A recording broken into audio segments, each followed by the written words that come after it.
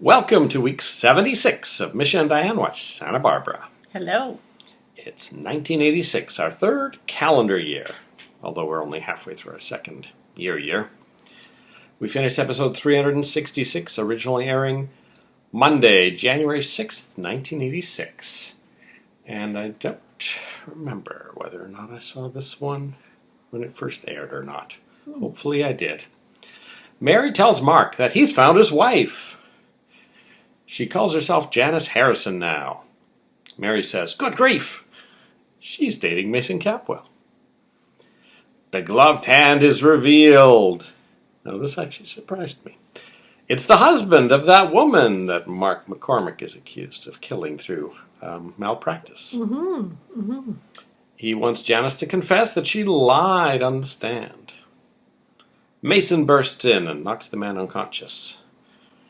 Janice tells him to call Mark McCormick. Mason says, "What's he got to do with it?" Janice says, "He's my husband." So Mary and Mark show up. Mary has to treat the man for his injuries. Plus Mason's, I think, got beat up a little bit too. And Janice too. Janice has a nice pack on her face. Janice says she has no way of knowing if Mark was negligent. This is what she said to the man before Mason burst in, and that's what she says now. She uses very careful wording here. So she doesn't exonerate Mark. She just keeps it to what she knows. So she says she's not going to press charges, which Mason doesn't agree with, of course. But she tells the man to get on with his life, and he thanks her for letting him off the hook. And this actor looks kind of familiar. I think we've seen him in other stuff, maybe commercials. Yeah, she actually has a little sort of. They do have a little bit of a chat while he's busy tying her up and everything, and she basically says, you know, if you go through with this, your life will be ruined because you'll be sent to jail, and you know it'll just be bad for you. And so, I think that really, you know, at that point, he's just sort of bent on, you know, trying to get her to confess to Mark's guilt. But when she does let him go and he heads out, I think he understands what she was telling him. Because I guess she died due to an allergy, due to medication that was given to her. Dylan wants to meet Nick at the oil rig. Kelly doesn't want to go. But Nick is suspicious, so insists that Kelly come with him. At the rig, Dylan shows them the neon sign that he's had made. Nick's Place. So that's the name of the casino, Nick's Place. Totally didn't remember that. And it seemed like kind of a small sign. It was not this big. I don't know. It looked like the sign that would be over the bar or something. Yeah, because when you come riding in on the boat, you know, towards the oil rig, don't you want them to see Nick's Place in giant neon? So, yeah, it'll probably be over the bar. I doubt we'll see an exterior shot of the refurbished oil rig. Nick goes outside to take photos, but spies on Kelly and Dylan through the window. And it has to be said that Nick and Kelly, neither of them are in a good mood on this little adventure out to the oil rig.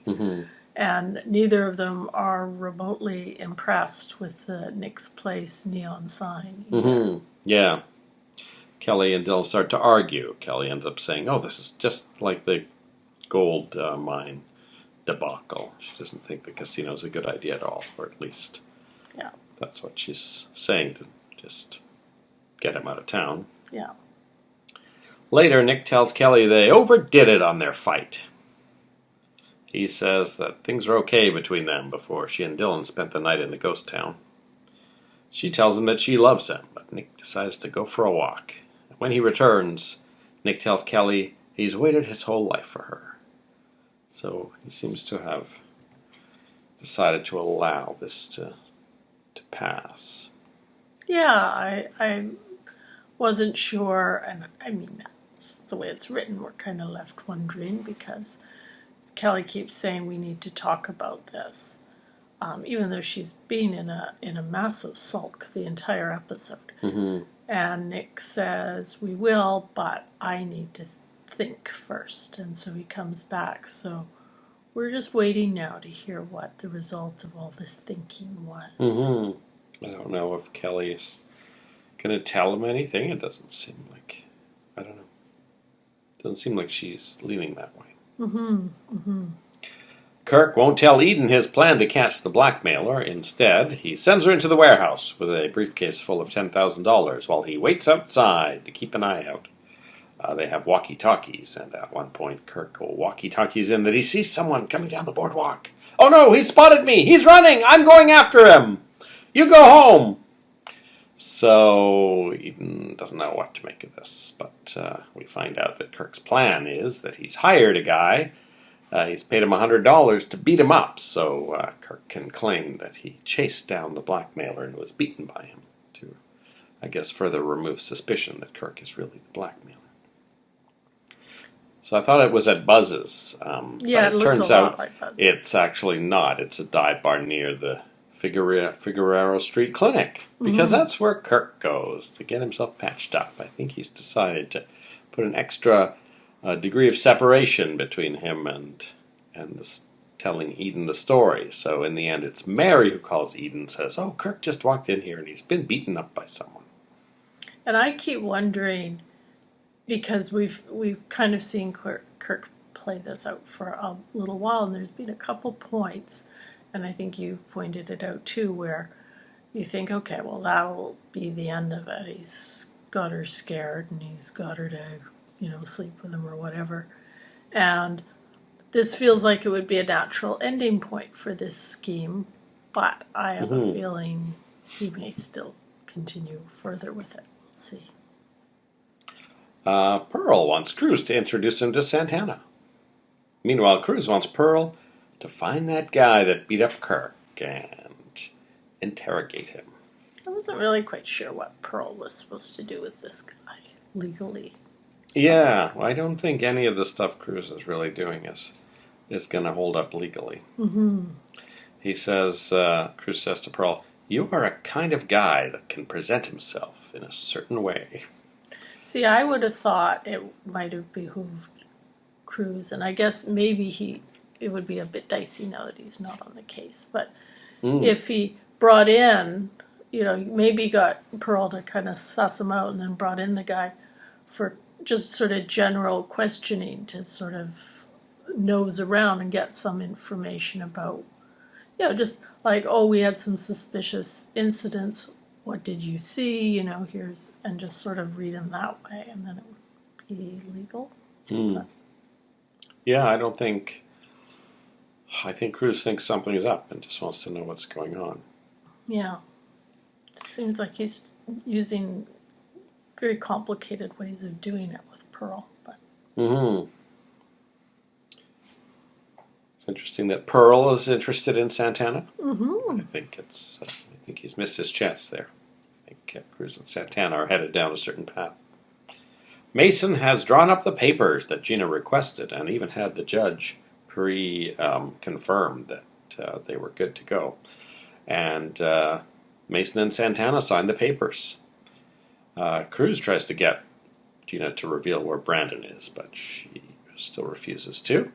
I think she's also was waiting for Sophia and Lionel to sign those papers. I think she wanted Eden to sign them too, did she not? I don't remember. Sophia and Lionel, for sure. Santana finds out that the original papers that Mason had drawn up were just a bluff, and that he knew they'd get thrown out by the judge. This is an interesting twist. Actually, yeah, it is. Remember we were saying this is the first time Mason's failed? Well, turns out it was on purpose. She says she could strangle Mason, and Mason counters with, "Brandon's probably better off with Gina." So I think Mason's Christmas Eve visitations have all worn off by this point.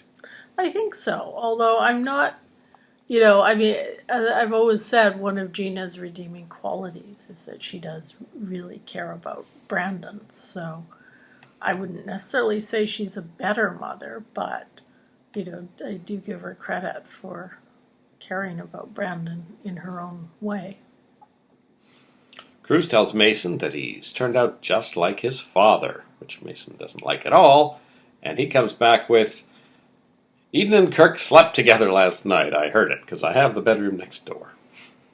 I love the way all of these characters, we see this with Santana and with Cruz and with Gina. We may have even seen it with Eden this episode. They all try to get the last word in on Mason, and he just isn't having it.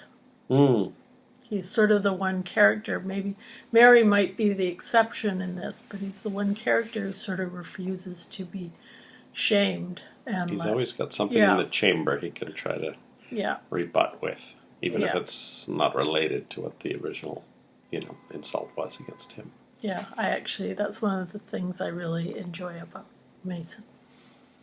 Marcelle St. Clair, we finally see her. She brings Brandon back. And Santana hugs Cruz just as Eden walks in. Gina asks Mason if he was lying that Cece was getting better. Gina goes to visit Cece when she finds out that his activity really is improving and tells him to blink or move his arm or something. She's worried that he might be just playing possum. Mason tells her she'll be looking for a new place to live soon. And Gina says to Cece that she's the mistress of this house and don't you dare wake up. So, presumably that was Justin Witness again. Didn't even get a close-up in this episode. Didn't even get to move his arm in this one, I don't think. I think he was totally immobile today. Maybe saving his strength. Do one of those Barnabas things. Grab Gina by the neck. All right, that was it for Monday, January 6th. And did we have any credits this episode? No. I don't think so, no. So, we will see how Cece's brainwaves are in episode 367. We'll see you then. Bye-bye. I'm exhausted, yet I can't seem to go to sleep. Why don't you try counting something? Like your enemies.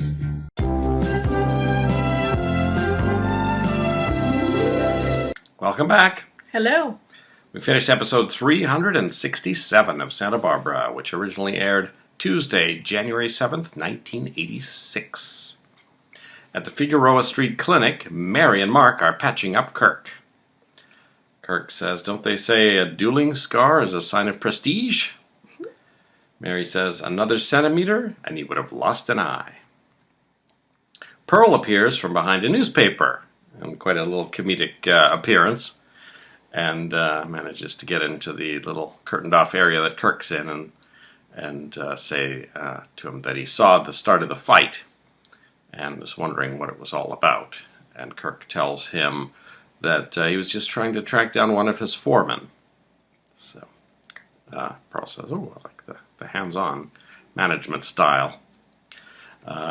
Kirk then calls Eden and says that he's beaten up the blackmailer and he won't be bothering anyone again. And I have to say, Pearl actually took the opposite approach to what I thought they were planning last week or last episode, in that he went after Kirk rather than sort of talking to the locals at the seedy bar. Mm-hmm. So yeah, this was a much more effective approach, I think.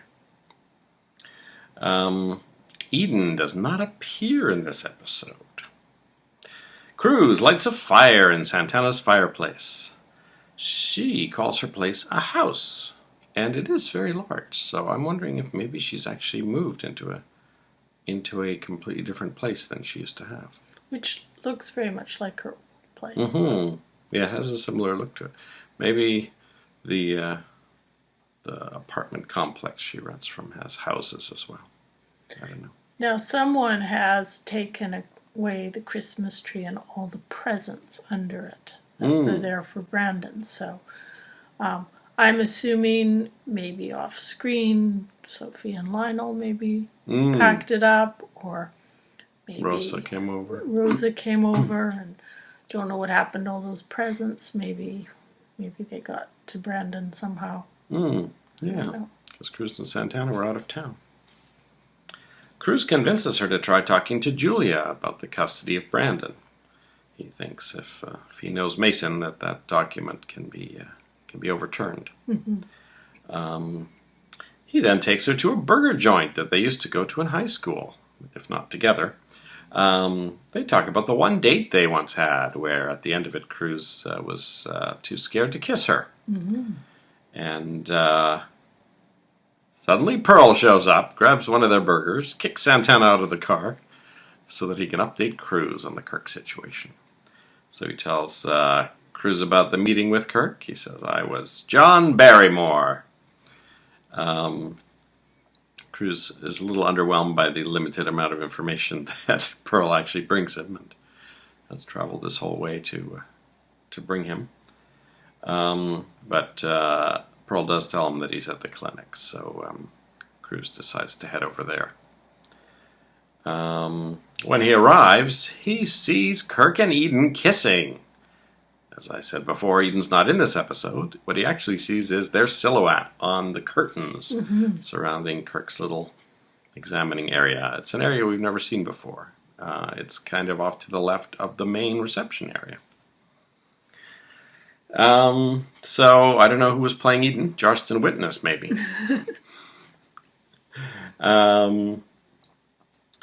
So, he just leaves and goes back to Santana's apartment. Now, Santana's already in bed, but she gets up and she seems happy to see him, and they talk for a while, and he says, oh, maybe we should... She says, I never got that malted. We should finish this date sometime. He says, oh, how about now? And she's already in her nightgown and has been asleep. So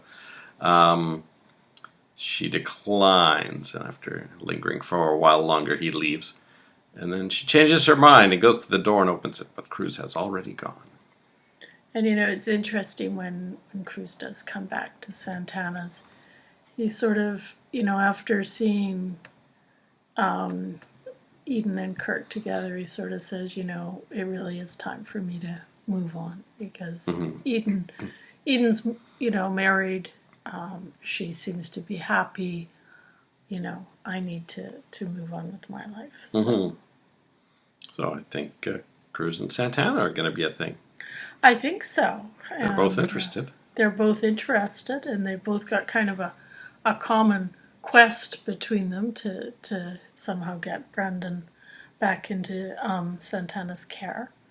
So, yeah, I think this will be a bit of a thing, and it'll be really interesting to see how that progresses next to, in parallel, the Eden and Kirk relationship. Santana's got the idea in her mind, though, that if she marries Cruz, that might shore up her case. So that may actually accelerate, if things go well with their relationship. That may accelerate them getting married. Yeah, maybe that will be our February wedding, if things fall through with Nick and Kelly or whatever goes on there.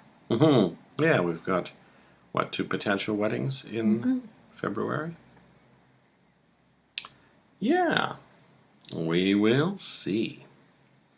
Gina tells Mason she's exhausted, but she can't sleep. Mason says, why don't you try counting something? Like your enemies. Gina tells Cece, so you're getting better. I can't see it. Mason drags her out of Cece's room. Cece moves his head and his right hand, but of course no one sees it. Gina tries to seduce Mason, but fails.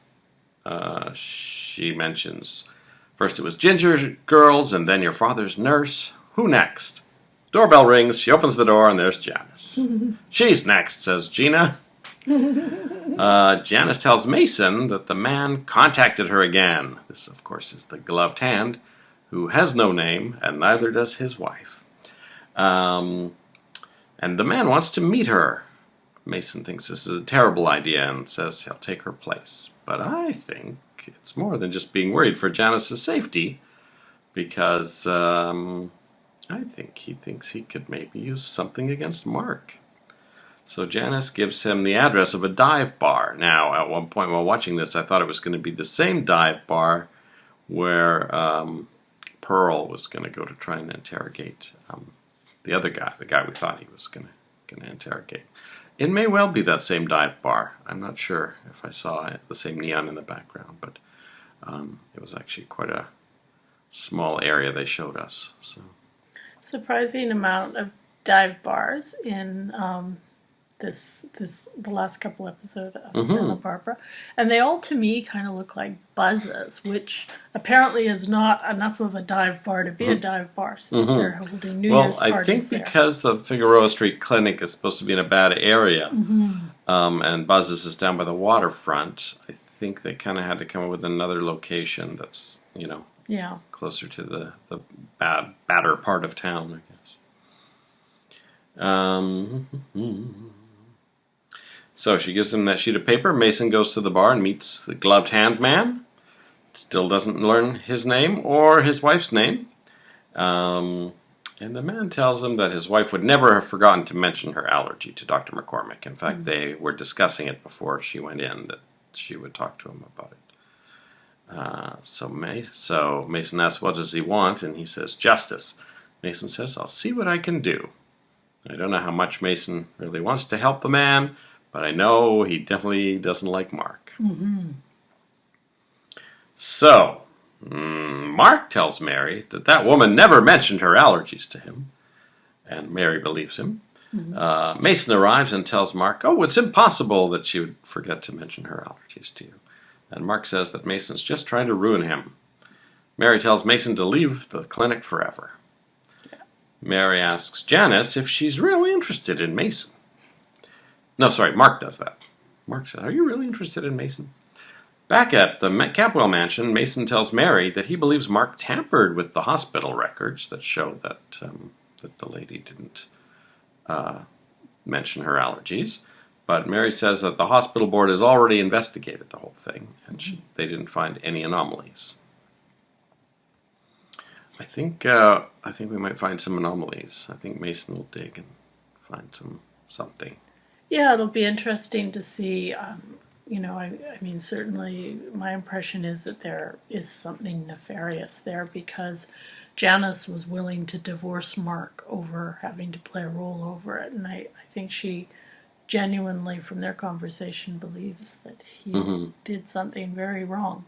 So we'll have to see sort of where this goes, and I guess if he did something wrong, how that is revealed. Now, will this gentleman, whose name we may learn someday, have the same fate as Maggie Gillis and her husband and John Perkins and many of the other working class people on the show, where they don't really have a satisfactory ending and their torment is really just there to advance, Mason, for example. I strongly suspect. A Capwell will benefit from this more so than Gloved Hand Man will. Yeah. Oh, yeah. I think so, definitely. We'll have forgotten Gloved Hand Man as easily as we've forgotten many of the other dangling storylines over the last year and a half. Dr. Reston and Dr. Biddles are both attending Cece's bedside. I don't think we've seen them both in the same episode before. Or at least not dealing with the same patient, because sometimes we've had 3 or 4 cast members in the hospital at the same time. They tell Gina that he could come out of it at any time. She asks, how will his memory be? And one of them does say that he might have retrograde amnesia. So Gina does have that to look forward to. Maybe and I think we probably have that to look forward to as well, I suspect. Maybe she should try and find Dr. Renfro's memory machine. Yeah. That's true. We'll probably have a thing of Cece slowly remembering little bits and pieces. She asks them to keep her informed. She says, don't worry about sending me medical jargon. I'll look it up somewhere. So I don't know if that's just because she doesn't want to be out of the loop, or if she has a plan to do something with those documents if they send them to her. I think she wants to, at the very least, be somewhat prepared if he does pop out of his coma. And I think she likes to kind of develop various strategies because she is a survivor. We then see the point of view of C.C. Capwell. We see through his eyes, we see him lift his hand and then drop it in the loose power. And then we cut to Gina coming in, and she has a little Swiss Army knife, and she takes up his other hand and pokes all his fingertips to see if he's really faking it or if there's any reaction, but there isn't. We've only ever seen him move the right arm, and he did have a stroke. So it's quite possible he has no feeling in his left arm, and whatever Gina's doing really isn't telling her the truth about his actual state. Mary arrives, and she quickly pretends she was just trimming his nails, which Mary said she already did. And she said, oh, he likes to keep them really short. And then Mary says, he's perspiring.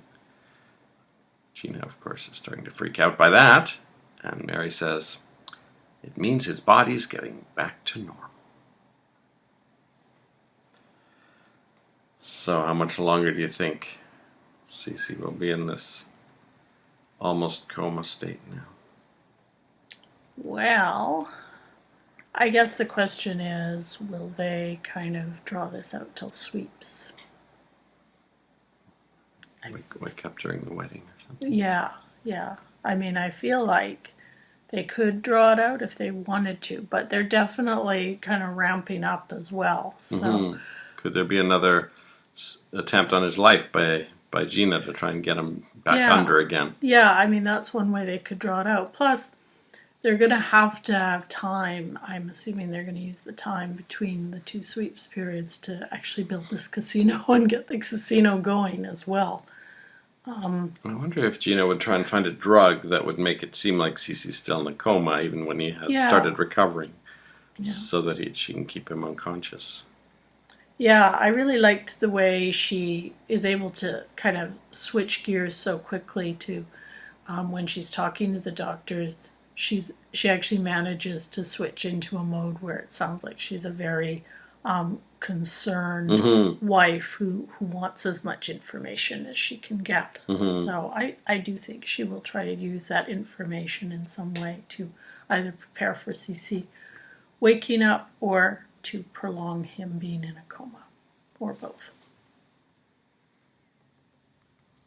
We had some credits today. The last time we had credits was in episode 365.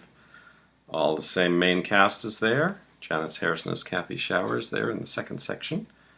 Of course, last time we had Katie and Glenn Wallace, who are not in this week. But the extra names we have are Man in Bar, Richard Caron. I'm assuming that's the guy that beat up Kirk. And First Doctor, spelled with a lowercase d, John Mansfield, who is, of course, Dr. Reston previously. Second Doctor, Martin Cassidy, and that's Dr. Biddles. And now I've forgotten which one, but one of them has made his final appearance on Santa Barbara. So the next time we see it'll be only one of them, I guess, taking care of Cece. I forget which one, though.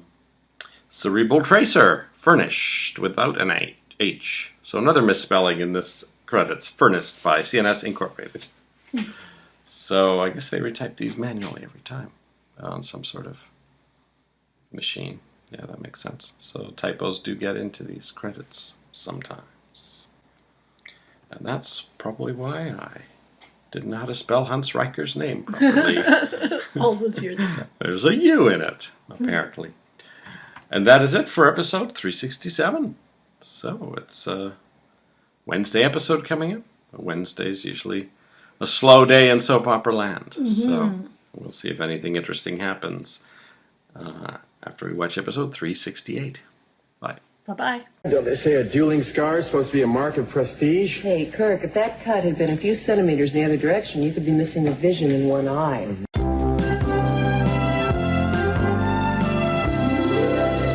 Welcome back. Hello. We finished episode 368 of Santa Barbara, originally aired Wednesday, January 8th, 1986. The role of Cece Capwell is now being played by Jen Allen. Cece rips off his oxygen mask. Eden sneaks out of her bedroom and into Cece's room to discover the room is a mess. But Cece's, I guess, passed out again from the energy required to tear off his mask. Kirk in his lady's robe. Gina with a new haircut. Mason and Mary come running. Now Gina's got, I guess, a very Madonna-y looking haircut, I always thought. Yeah, it's definitely, we've actually, if you think about Linda Gibney's last few days in the role, and then the various, even just in the last few weeks, incarnations that Gina's gone through, this is definitely the next level of her look, I would say. Mm-hmm. I seem to recall Gina having short hair for a while after this. Mason at first suspects that Eden has done something. When he heard Eden cry out, "Oh no, Daddy," or whatever it was she did. But Gina realizes that Cece's getting better. Mary phones to discover that one of Cece's doctors is out of town and the other one is sick. So she suggests Mark McCormick, who is a doctor and who happens to be downstairs, should maybe look at Cece.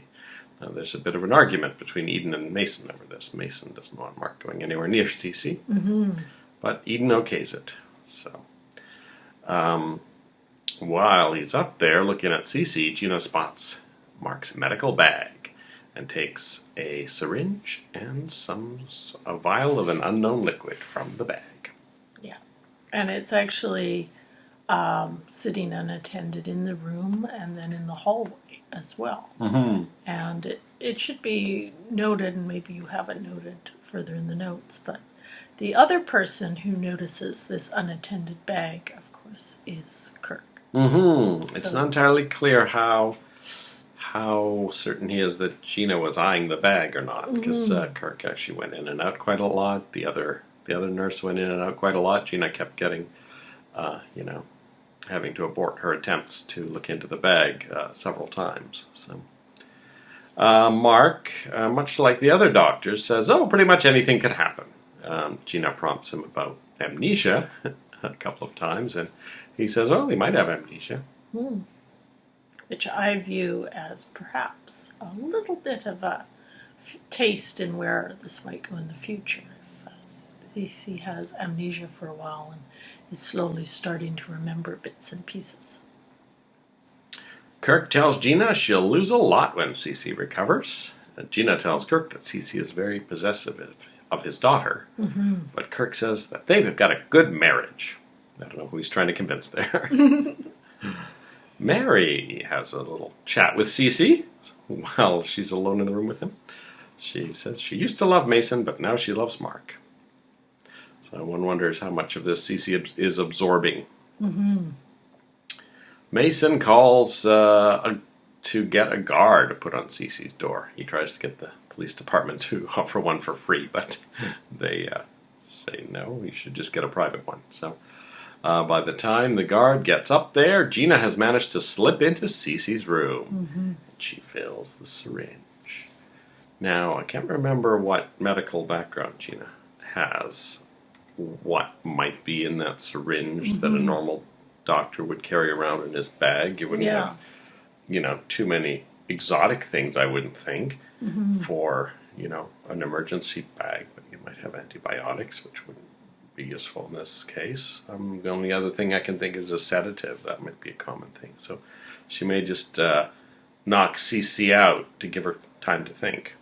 Yeah, I would think, unlike her other plans, because she's improvising this on the spot, she can't try and put together something that's going to be untraceable, for example. So I would think her best bet is to knock Cece out for a while.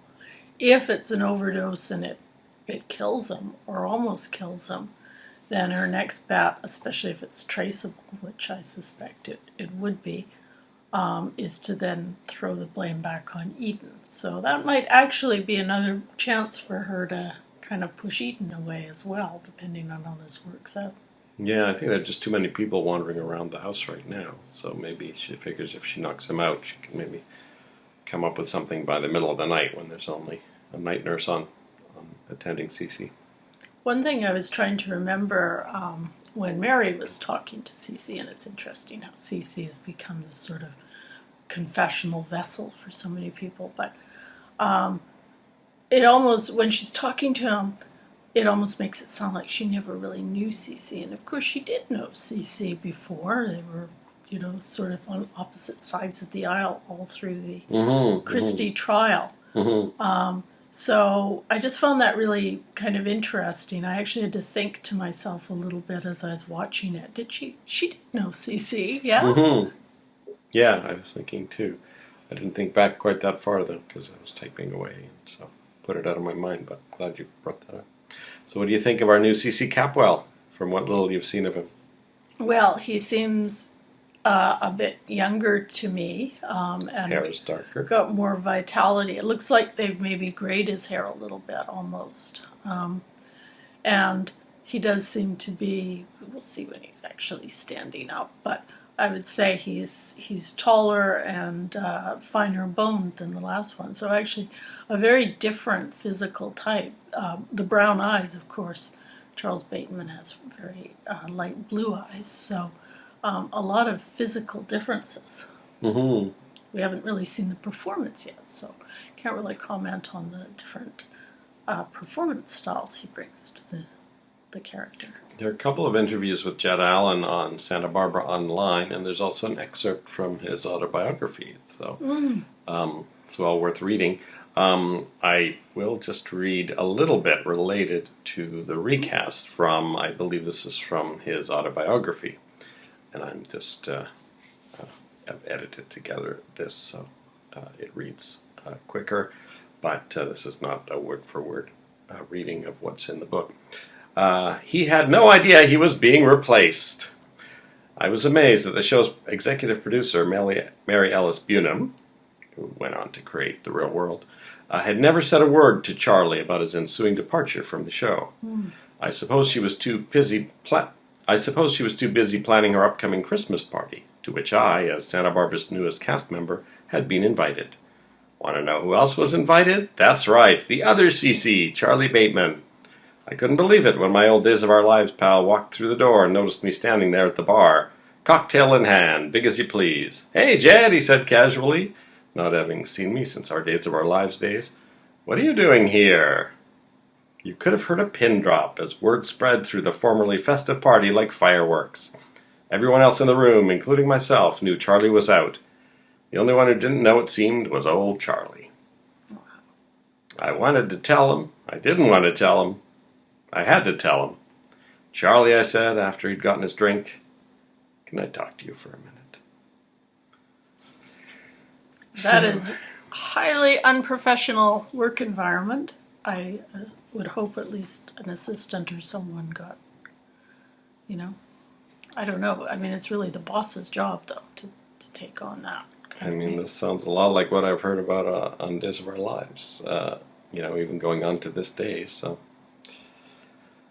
Santana makes breakfast for Cruz. She tells him she's meeting Julia later at the Orient Express.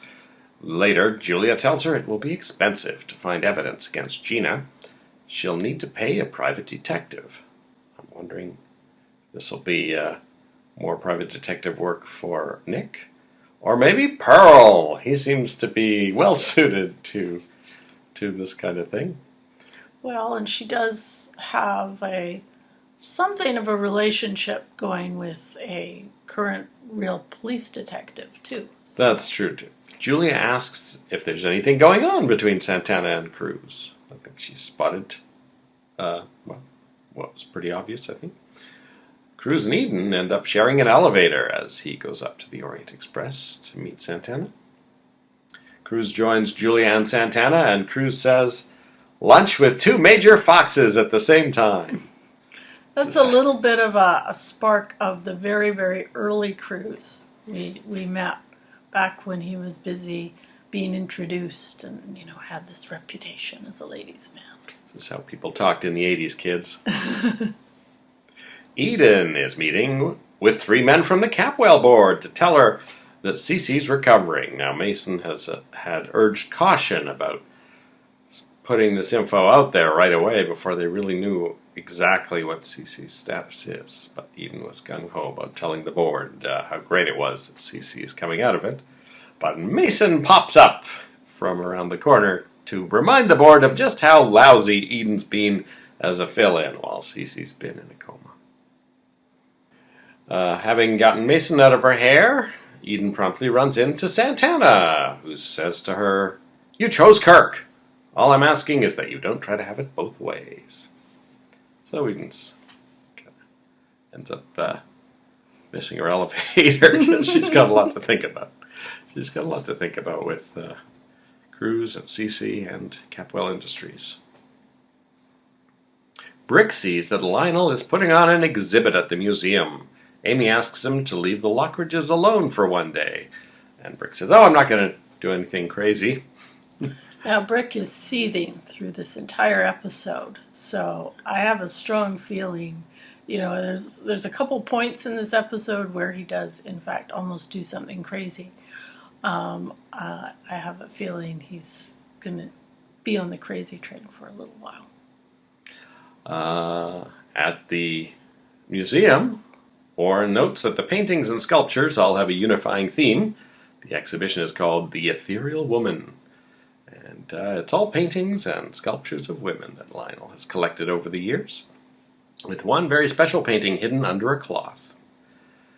When Sophia arrives, she tells Warren that she and Lionel are just friends. Brick arrives and asks Warren how Lionel felt when he found out Channing was his son. So this is a good conversation between the brothers. Lionel unveils the mystery painting that he's had hidden away for 25 years. It's Sophia! She seems quite gleeful when she sees it. Warren, not so much. No. And I have to admit, I found this a little bit interesting because, in the last few episodes with the Lockridges, we've seen Lionel making some moves to try to win Augusta back, and then having a whole art exhibition with a centerpiece painting of his wife's main rival. Seems really counterproductive. I think Lionel just can't stop himself, I feel. And the fact that Sophia's there by his side, and Warren, who owns a newspaper, and so his mom's going to know one way or another. And I think Warren rightly said that he didn't think Mom would be too happy to hear about this. So Brick invites Lionel and Sophia to the Orient Express for lunch because he's got something he needs to tell them. I think he says it's about Minx, and Lionel, immediately assumes it's about all the, the stuff with the embezzlement charges, and so Lionel has a couple of false starts trying to explain that, but Brick says, no, it's something that affects you both. But then Ted phones to say that Cece's situation has changed, and Lionel and Sophia jump up so that presumably Lionel can take Sophia straight to the Capwells. But Brick says, no, I'm not stopping now. So Brick seems to be insistent on telling Lionel and Sophia whatever he has to tell them right now before they can rush off to Cece's bedside. I think he just feels he needs to get it out, but I think Amy's probably right that I do think he needs to talk to them about this, but needs to perhaps approach it with a bit more calm and thought. I'll be interested to see if he does actually get to tell him, or if like Amy rushes in right away at the beginning of the first episode and stops him, and Sophia and Lionel run off or whatever. I'll be interested to see how long they play this out. One thought I had, if from a soap opera standpoint, it's 95% chance Sophia and Lionel will leave without him telling them. But it occurs to me Julia's at the next table. Yeah. I wonder if maybe he'll tell Julia. Because that's like a sane person, semi-involved, family member, but not the one who will be shocked or horrified by it. So that may be someone that he could confide in first, and maybe she'll help him come up with a plan to break it to Lionel and Sophia. It's always a bit of a toss-up how much people in these shows will behave like a soap opera person, which is most of the time, or how much they would behave like a real person, which occasionally does happen. But yeah, Amy could well burst in. And Warren, I don't think, is in the room at the time. No, I think he's gone left kind at of the sulking off, after seeing the whole thing with Sophia's portrait at the museum. Maybe he's gone. Maybe we'll see him with Augusta in the next episode. Yeah. And is she still living at the Capitol Hotel? Because if so, then, all the other people are currently at the Orient Express. There could be some back and forth. Yeah. There. Yeah, we'll have to see. One thing I noticed during this episode was how many people were in it. And it's sort of interesting because, of course, you watch Days of Our Lives every day. And I think in the average Days of Our Lives episode, there's maybe 2 or 3 couples or whatever kind of going through. They certainly don't have as many cast members as some of the episodes of these older series. Mm-hmm. Yeah, I think, obviously they did have to budget time, but not as much as nowadays where they're looking at every penny and trying to decide who they need in the episode and who they don't. We had some credits. We had credits yesterday, and we have credits today. And the one major difference is the addition of C.C. Capwell, Jed Allen, who is now alphabetically first before Dame Judith Anderson, where he will remain for the next 7 years, I They think. finally found their CC. It's interesting to me how you have all these different CCs, and they're all kind of, older men, I guess, but they're all very different, Well, the interesting thing, if you read this online article a little bit, Jed Allen reveals that he had tested for CC early on, and they couldn't make up their mind. And then he said, "Oh, well, just forget it." And then this time again, he had to screen test again, and weeks went by, and they were still hemming and hawing. So he told them to forget it again. And I guess his agent thought, "No, this is probably good." And I guess maybe the agent kind of pushed them to just cast him. Yeah. They finally got the one that stuck. But it's really interesting. Just, I can't look at what I've seen of Jed Allen so far and say, oh, that's a throwback to one of the others, because they've all been so different. Mm-hmm. So now we've basically got our stable Capwell family for the next little while. We've got our new Gina, our new Brandon, our new Cece, and I think nothing will change for a few years, until Robin Wright's contract finally expires, I think. And then on the Lockridge side, well, we certainly know that Lionel stayed in place till the bitter end, because we got a few reminiscences about what that last day for him was like when he heard that the show was cancelled. But I don't know about the other actors. Well, there may be some more shakeups in the Lockridge family in a year or so, I think. Well, I know we're getting a new Lakin, because you already mentioned that. Oops. And I'm sure there's more than one Warren down the path, but we'll see. Yeah, I can't remember if we see the new Lakin before Warren leaves, or if they're on screen together, or if we have a new Warren and a new Lakin. I can't remember the sequence of events. So I guess we'll just be surprised. And also, I don't have a sense of how long in between, but usually I think there was a long stretches in between. Like those upcoming recasts weren't really, they were written off the show because they had nothing for them, so months and years would go by before they'd bring them back when they had an idea for them. So I think the only real, proper, day one recasts will be like when Kelly leaves, they'll bring a new one on right away. When Mason leaves, they'll bring a new one right away. They won't be off the cameras for long periods of time. Like with these other characters, they just seem to have problems finding stories for. Like Warren, it's crazy that he doesn't really have a story. Yeah, I could certainly see why actors would start to get sort of tired of that and be looking for other opportunities if they're on a soap and they're not getting called on very much, or they're not being given very much to do. Mm-hmm. So at this point in 1986, I'm currently living in Vancouver, and it'll be the first time I have access to Star Trek. When I was a kid, we didn't have cable, and once in a while when we were visiting friends of my parents, I'd see the odd episode. I think I saw 4 or 5, but finally, I pretty sure it was probably KVOS was showing Star Trek on the weekend. So I was finally able to see Star Trek after all these years. All right, we'll be back after we watch episode 369. See you then. Bye-bye. Sit on it.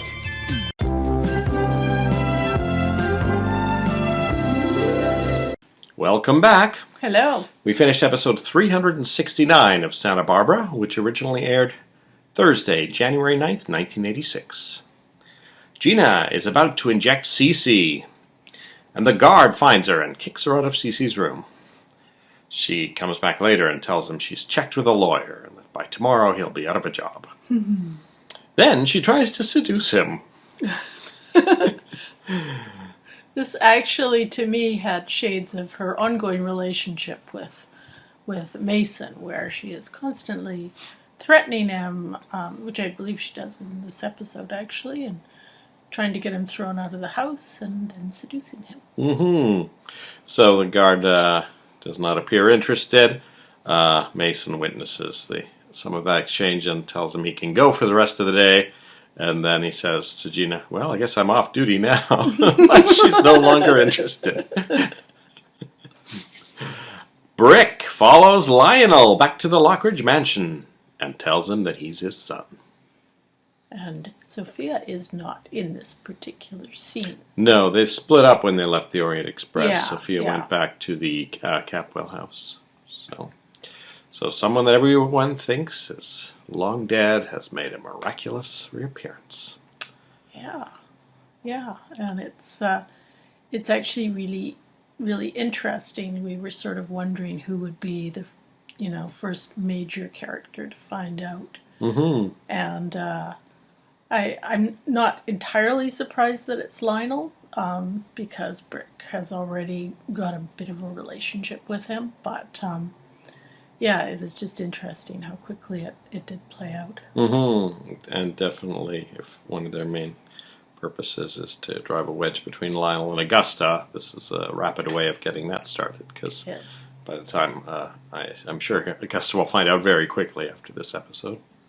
Minx confirms the truth. And Lionel at first thinks it must have been some sort of mistake, but she ends up admitting that she switched the babies. Mm-hmm. Then, of course, both Lionel and Brick are angry with Minx. Yeah. And Lionel's like, oh, I've got to tell Sophia. And Minx is like, there's no point in telling Sophia any of this. So, as much as she hates Augusta, I think she does not want Sophia interfering with her grandson still. She's kind of like, what do you think I went through all this for? Mm-hmm. Even though he's 30-something years old now. What, 1959 to 86? Well, I think they keep saying he's 26. 27. 26 or 27 makes sense, yeah. Gina tries to get into CCC. Gina tries to get into CCC. She tells Mason that Sophia was allowed in there. Gina asks Mason why he won't stick up with her. Gina asks Mason why he won't stick up for her. And he says, you made your own bed, or beds, as the case may be. And Gina's reply at one point is, sit on it! Which those of you who were not around in the 70s might not remember was a famous, I guess, sort of an insult, made popular by Happy Days. Probably written by some writers from Happy Days to get around swearing, but I don't think I've ever heard it anywhere outside of Happy Days until this. Yeah, it was a catchphrase that was used a lot in the 70s when Happy Days was popular. Sit on it, Potsy. But it was totally unexpected coming up in Santa Barbara. Sophia tells Cece that she's worried that he won't forgive her when he wakes up. He clutches at the sheets, but once again, no one's really paying attention, and the machines don't indicate anything has changed. Lionel bursts in and asks Sophia if Brick has been there. Sophia bursts past that guard that Mason has placed on the door. Mason and the guard manage to get them out of that room, so Kirk tries to slink in to see Cece, and Mason and the guard promptly keep him out and close the door. Lionel tells Sophia that Brick is their son. And then she suggests, why don't you call him? Now here's where a bit of a confusing thing happened.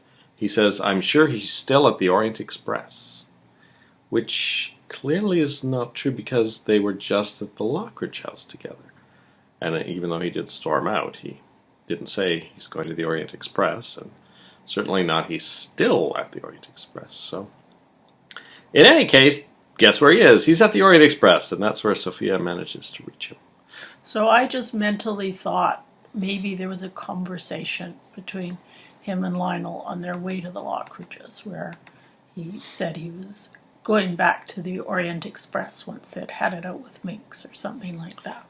What I'm wondering is if they shot the scenes at the Orient Express, and then Dame Judith Anderson became available, and they reshot the scenes at the Lockridge house so that she could be part of them. That's the other. That would make sense. Oh yeah, or it would totally make sense that it's a mistake. So it may have been days later that they shot the scenes with Minx and inserted them. So I'm trying to be canonical. I'm trying to fit in in logics. canon-wise, not fake universe-wise that we live in.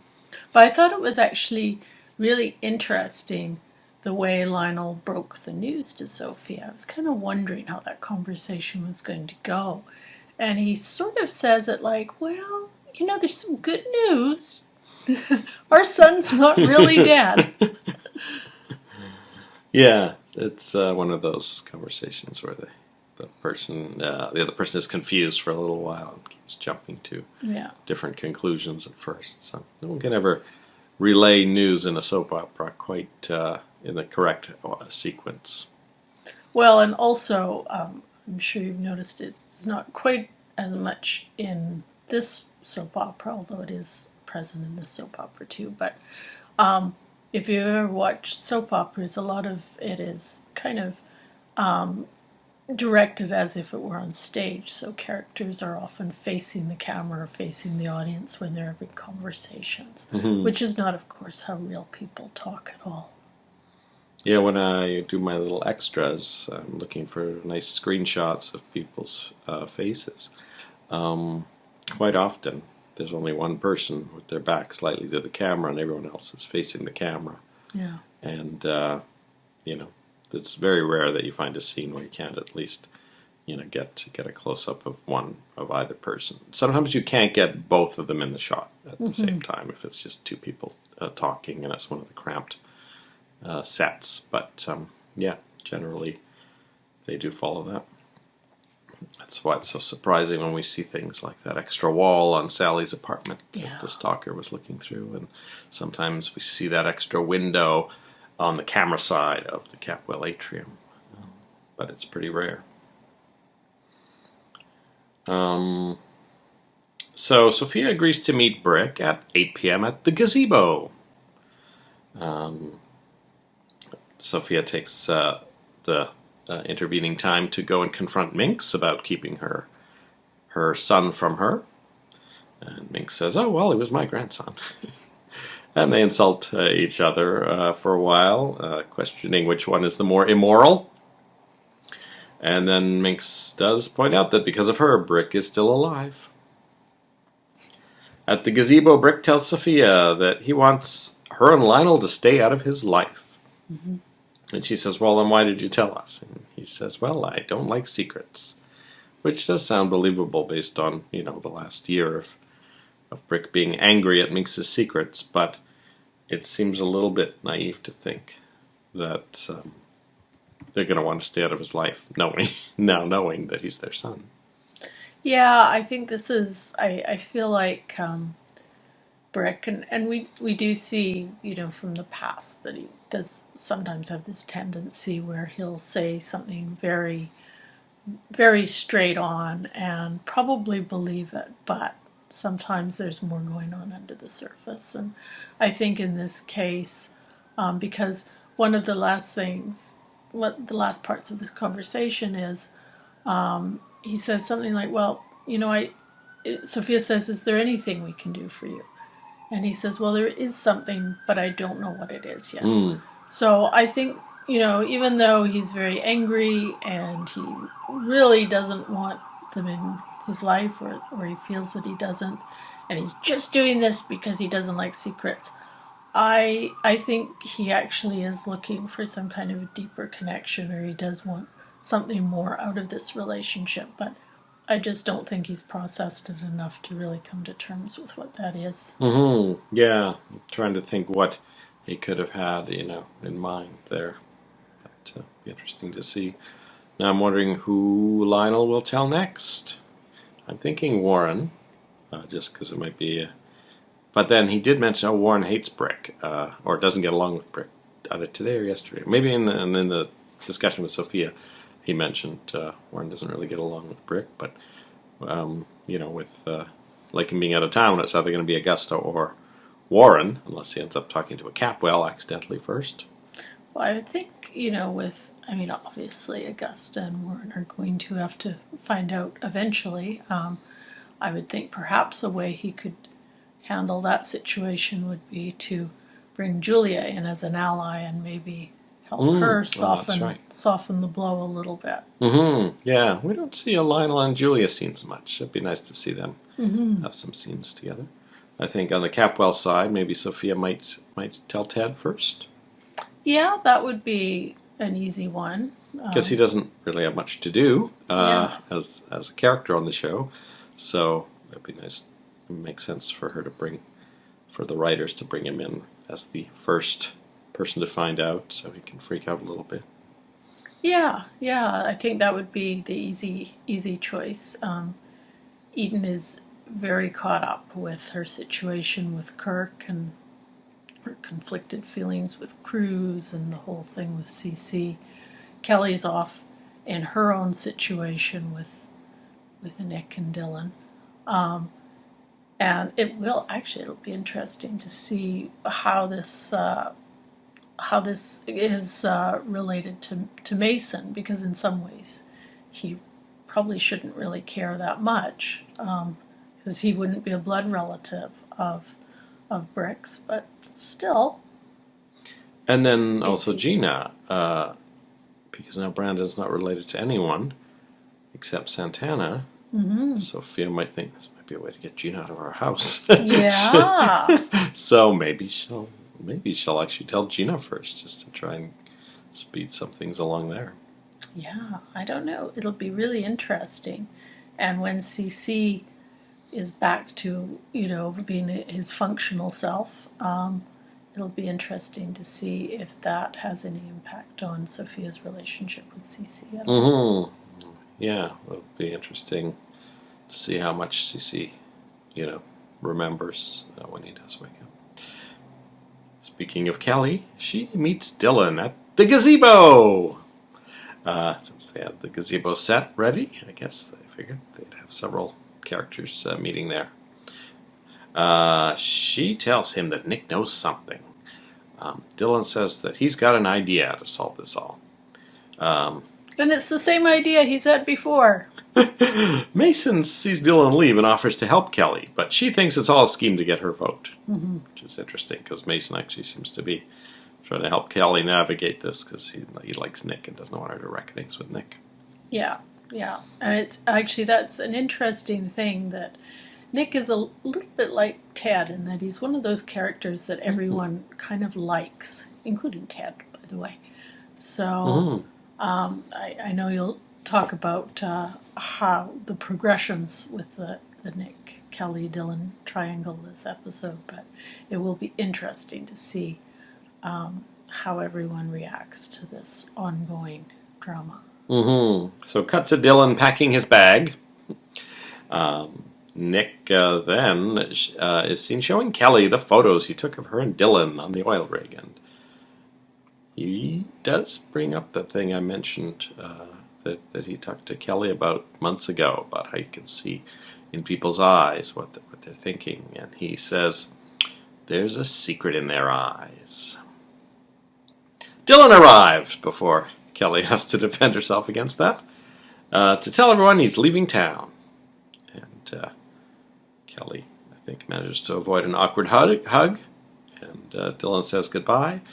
But at the end of the episode, Dylan's at the train station, the fog rolls in, and we hear Kelly running in to the train station.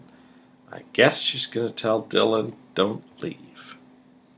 It was really one of the, before Kelly runs to the station, she and Nick have this tense conversation because it's very, very noticeable the difference in Nick's attitude towards Dylan leaving. The first time Dylan was going to leave, Nick was like, no, don't leave. And this time he's just like, see ya. Mm-hmm. I think that's something Kelly's kind of really upset by, although I think she's actually more upset by the fact that she doesn't want Dylan to leave. I don't know how Nick's going to feel when Kelly comes dragging Dylan back.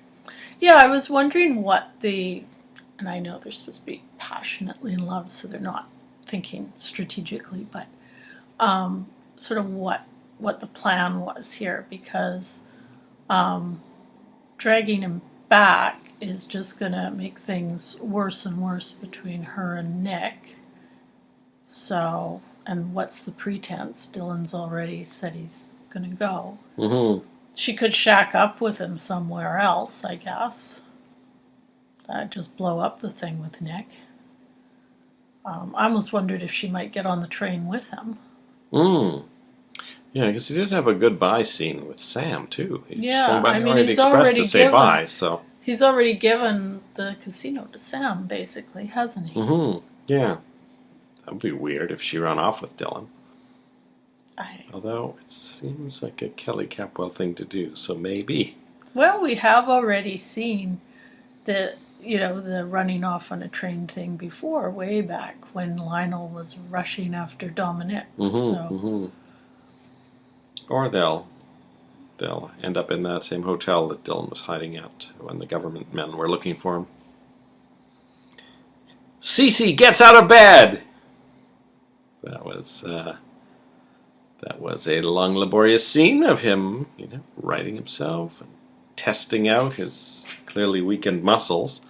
And in the real world, if you haven't walked for a few months, your muscles will be really atrophied and be hard to put weight on. But if you remember the other day, I thought, is it possible that, the 2 months between Halloween and Christmas, have actually passed in Santa Barbara, unlike usual soap opera time of skipping ahead.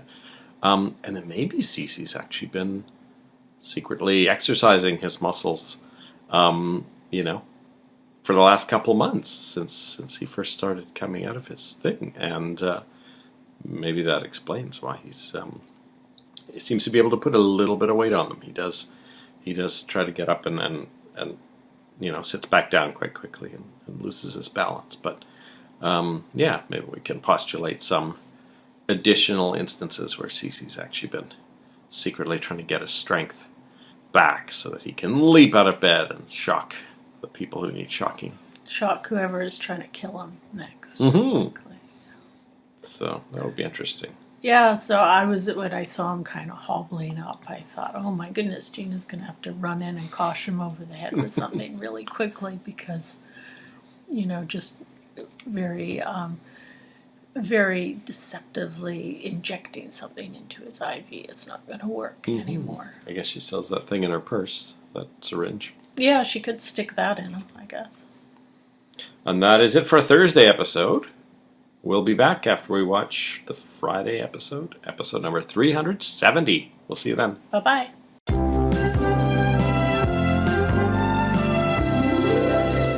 What do you mean you don't really like soup?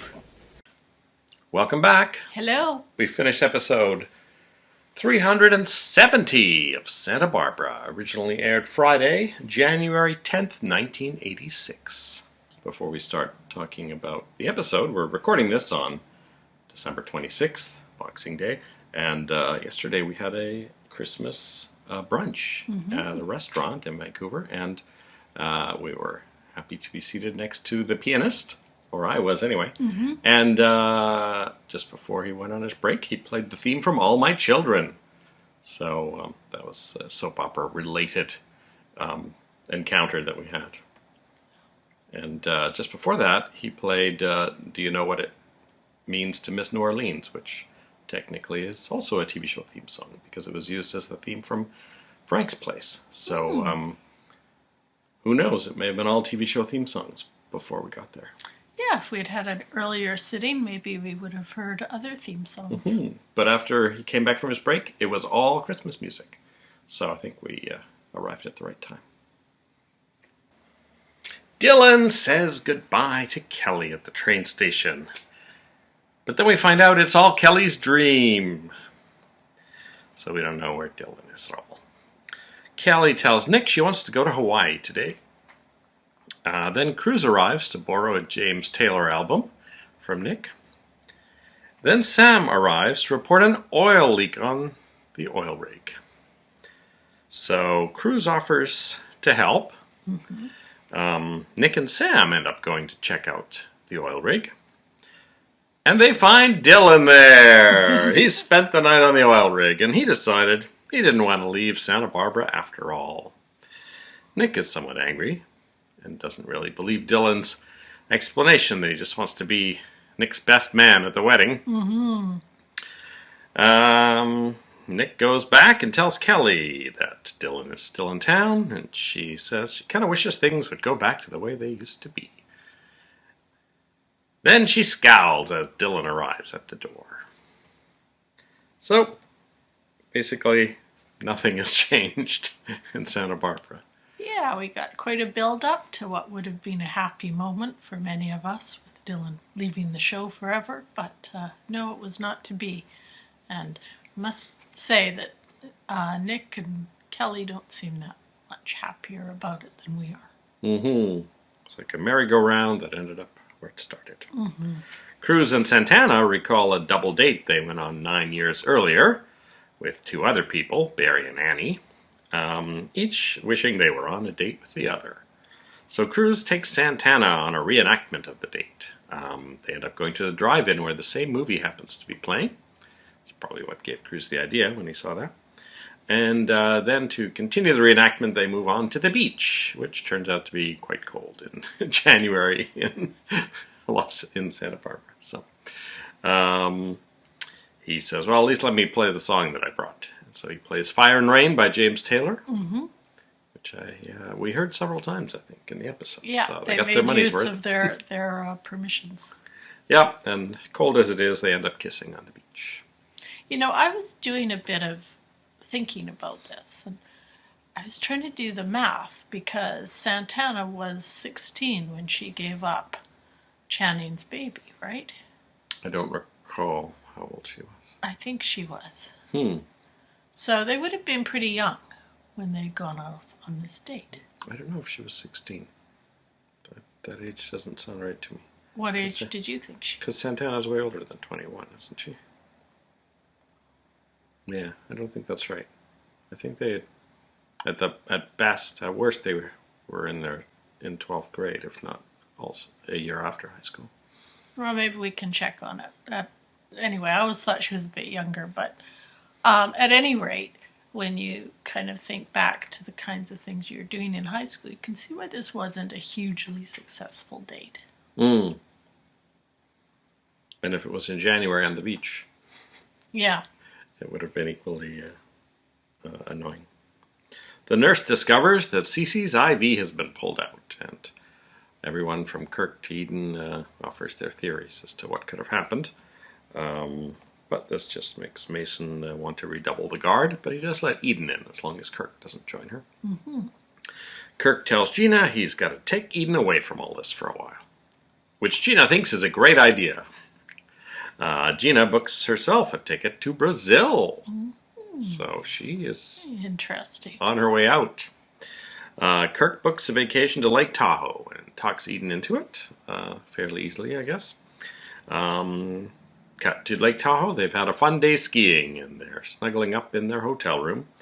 Then Eden starts to wonder if Cece could hear them that whole time he was in the coma, or whether it was more like a long nap. Kirk says, let's not waste our time talking about Cece, and they kiss. But Eden pulls back, saying she's just had a chill and a premonition just like when Sophia drowned Mm-hmm. and Daddy had his stroke. So this is interesting. We've never heard of Eden's premonition of Sophia drowning before. But I wonder if they end up tying this into something that happens in about 7 years on the show. It'd be interesting to see, because that definitely gets further explored in the future. Eden phones home. At least she doesn't race out back to Santa Barbara, so Kirk's at least got her still in the same town. But we'll see how long she decides to hang out in Tahoe. And they don't talk about Lakin, so maybe they didn't run into her on the slopes or working in the hot chocolate dispensary. Gina poisons Tom's soup with lighter fluid, which looks quite unappealing. Yeah. That was... Turns out he doesn't like soup. What do you mean you don't really like soup, says Gina, her plan thwarted. Then Gina overhears Mason ordering dinner for himself and Janice at 8 p.m. Mm-hmm. So, Mason takes over guarding Cece's door at 7 as Tom gets sent home. Then Gina calls Janice, pretending to be Mason's secretary, and cancels the dinner. Mm-hmm. Then intercepts the Chinese food delivery boy, sends him into the living room, saying, "Oh, they want you to call in as soon as you got here." And while he's out of the room, she poisons all of the food. And then the guy says, they didn't call me. Oh, well, Mm-hmm. they must have made a mistake. So she adds a little to this deception, because she says she doesn't have any money, so he'll have to bring the food up to Mason himself, and he'll pay her. He'll pay him. So this sort of, removes any potential suspicion, that might have been there if Gina had brought the food up to Mason. She kind of makes it, appear like the guy delivered the food right to Mason, and this will make Mason less suspicious. He, of course, has set up a table in the hallway outside Cece's room. You can't think this would have been a very romantic date for Janice. Yeah, because I think when Gina sends the guy up, she even says he's set himself up in the hallway, and the guy goes, "The hallway?" So Gina shows up to tell Mason that Janice has canceled, and so Mason just starts to eat the food on his own, and as you might imagine, he gets very unwell. He runs into his room, presumably to go throw up, and Gina snags the keys to Cece's room from that little credenza that sits next to it, and gets into Cece's room. When Mason comes staggering back out, he's quite woozy and dizzy, and knocks over the entire tray at one point, or the fake little table he set up. Mm-hmm. Then, of course, the phone rings because Eden's calling, and he manages to get to the phone and shout, "Help!" And then he collapses. So I think Eden's definitely going to feel like her premonition is coming true at this moment. Mm-hmm. And I think she's going to rush home. I don't know how long it takes to get back from Lake Tahoe. I mean, they've got a private jet, probably, so... Now, it'd be interesting if she also has the presence of mind to call Cruz. Or anyone. Come over and or investigate. 911. Yeah. Did they have 911 back in 1985? I don't recall.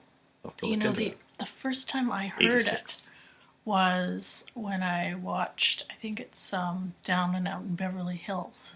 It's a joke in it about 911. So I don't know what year that movie was, but that's the first time I was familiar with it. We'll research the history of 911 for our next episode. In Cece's room, Gina takes his arm and starts to inject the needle, but Cece's other arm lashes out and grabs Gina by the wrist. And we don't actually see Cece's face in this episode. So it's just another extra lying in for Cece, I believe. But I have strong feelings that we will be seeing Jed Allen in tomorrow's episode, or Monday's episode. And he may well... This may well be him completely coming out of his coma. I mean, if he's just been... He might even have just been faking it. Mm-hmm. So, this might spell the end of Gina. She might not make it onto that plane to Brazil. No, but I'm quite confident she will make it to the end of the series. In one form or another, maybe with some very brief hiatuses. Maybe with a few new last names by the end of it. Yeah. Some of them which we've heard once or twice before. That is it for week 76, the first full week of the year 1986. And we will start the new week, week 77, with Monday, January 13th, when we watch episode 371. I'll see you then. Bye-bye.